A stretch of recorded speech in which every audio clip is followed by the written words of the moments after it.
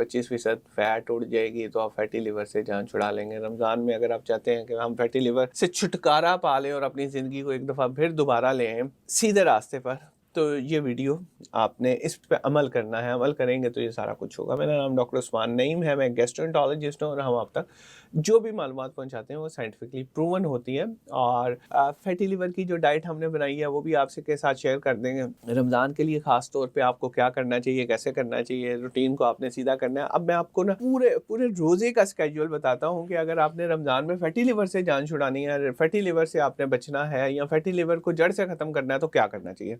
सबसे पहले हम आ जाते हैं, रोज़ा आपने रखा हुआ है, दोपहर का टाइम है, आप बहुत भूख महसूस कर रहे हैं और सोच रहे हैं जी जैसे ही रोज़ा खुलेगा मैंने बहुत खा लेना है, बहुत खा लेना है।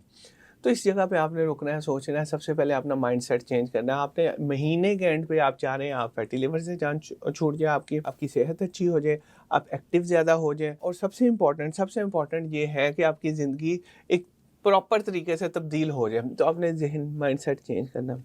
खाएँ, ज़रूर खाएँ, अच्छा खाना खाएँ, लेकिन अपनी सेहत का भी ख्याल रखें। सबसे इम्पॉर्टेंट ये है कि मगरिब की नमाज है या मगरिब की अज़ान है उससे आपने 45 मिनट पहले घर से बाहर जाना है, वॉक करनी है। वॉक करके आके इतना आपने अच्छा नॉर्मली जब आप 19 मिनट चलते हैं तो आपकी फैट बर्न होना शुरू होती है और रमज़ान में हमें ये इतना बड़ा बेनिफिट है कि अगर आप जैसे ही चलना शुरू होते हैं 2-3 मिनट बाद आपकी फैट बर्न होना शुरू हो जाती है, क्योंकि बॉडी में पीछे ग्लूकोज का रिजर्व नहीं होता। हम इंसुलिन कम करना चाह रहे होते हैं, इंसुलिन कम होती है, ग्रोथ आपकी बॉडी की ग्रोथ बेहतर होती है। असर से आपने प्लान करना है, असर के बाद आपने नमाज पढ़ के घर से निकल जाना है, वॉक करनी है, 45 मिनट पैदल चलें और आपकी वॉक खत्म हो just 2 to 3 minutes before the इफ्तार। तब तक आपका जो बॉडी में इंसुलिन है वो कम हो चुकी होगी, आपकी बॉडी की जो फैट है जो लिवर की वो खर्च हो रही होगी। घर आ गए, घर में आपने इफ्तारी में ये अब क्या लेना है। नंबर 1, जैसे इफ्तारी करनी है आपने 1 गिलास पानी पी लें, 1 खजूर खा लें या 2 खजूरें खा लें।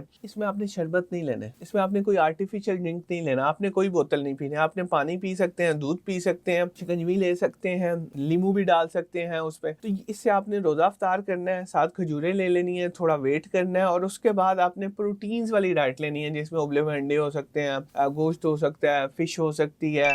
अगर कार्बोहाइड्रेट भी लेने हैं तो थोड़े लेने हैं। प्लेट अगर आपने बनानी है ना, एक प्लेट बना लें जिसमें आपने खाना है, उसका 50% पोर्शन होना चाहिए फ्रूट्स, उसका 30% पोर्शन होना चाहिए प्रोटीन, गोश्त, अंडा, मुर्गी, मछली, इस तरह की चीज़, और उसके बाद जो बचे 20% या 30% उसमें आप कार्बोहाइड्रेट्स भी ले सकते हैं। कार्बोहाइड्रेट्स में जैसे समोसे, पकौड़े, ये जो भी चीज़ें हैं जिसमें चावल हो सकते हैं, रोटी हो सकती है, वो ले लें। अब अपनी इस प्लेट को आपने मगरिब की नमाज के बाद लेना।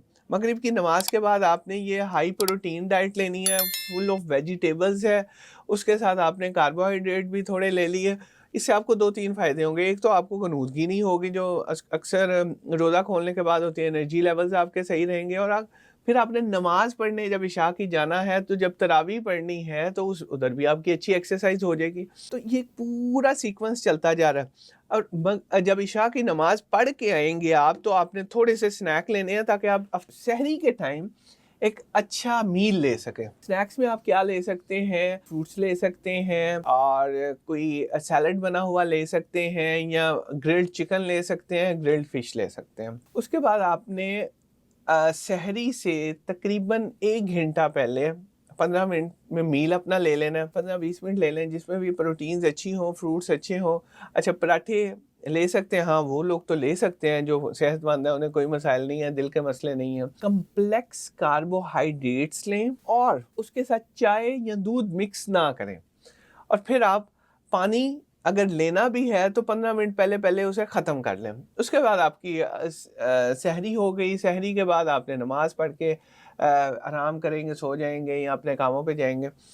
तो ये सारी रूटीन अगर आप फॉलो करेंगे, जिसमें सबसे इम्पॉर्टेंट ये है आपने एक्सरसाइज करनी है इफ्तार से पहले। नंबर 2, आपने हाई प्रोटीन डाइट लेनी है। नंबर 3, आपने जो नॉर्मल खाना खाना है उसमें भी फैट कम रखनी है। अगर इन तरीकों पे अमल कर लेंगे तो आपका 5 से 10% वजन कम होगा, 25 से 50% लिवर का फैट कम हो जाएगा और उसके बाद जब रमज़ान ख़त्म होगा आपका चेहरा भी अच्छा होगा, आपकी बॉडी भी स्ट्रक्चर्ड होगी, आपका फैटी लिवर भी कम हो गया होगा, कम क्या ख़त्म ही हो गया होगा, और उसके अलावा शुगर, ब्लड प्रेशर भी काफ़ी कंट्रोल हो चुके होंगे। बहुत शुक्रिया।